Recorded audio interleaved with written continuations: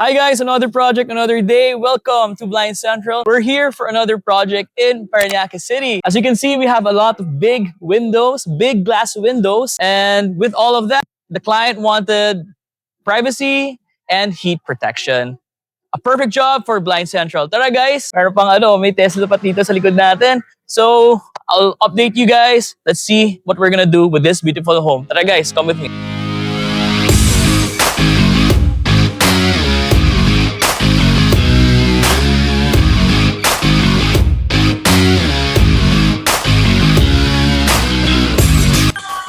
Okay guys, so we're gonna go upstairs. We're gonna check on our staffs on what they're doing right now. Because sabi nila, patapos na daw sila eh. Tara guys, let's go, let's check them out. So guys, tignan natin, nandito ba yung mga staff natin? Uy, wala pala dito guys. Check natin sa kabilang kwarto. Diba? Wala din. Oh. Guys, hindi mo pala yung staff natin dito pala. Alright guys, check natin yung mga staff natin. Kumusta kayo guys? Okay lang. Okay lang. Okay guys, as you can see, we're just steaming. We've already finished everything. All the curtains are already in place. So the last thing that we need to do is to steam everything. Syempre, pinakamagandang blackout curtains to ng clients natin, di ba? So we have to make it as presentable as possible, di ba?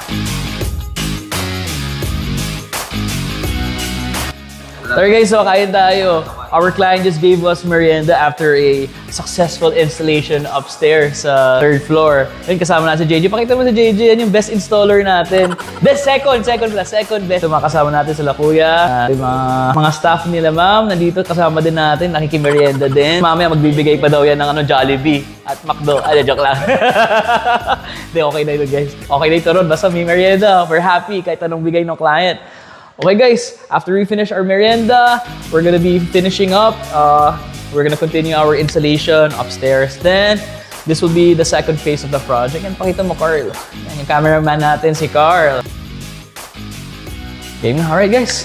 See you. Tara na.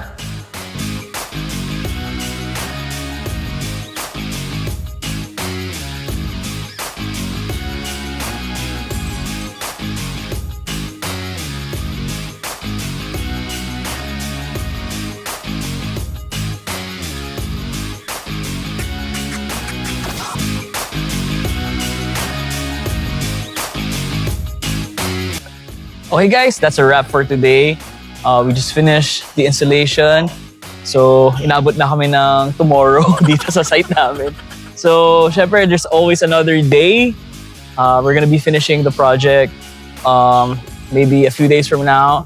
We're gonna be finishing the second floor. So, stay tuned sa second day natin for installation. Alright guys, it's time for us to go home. Let's go.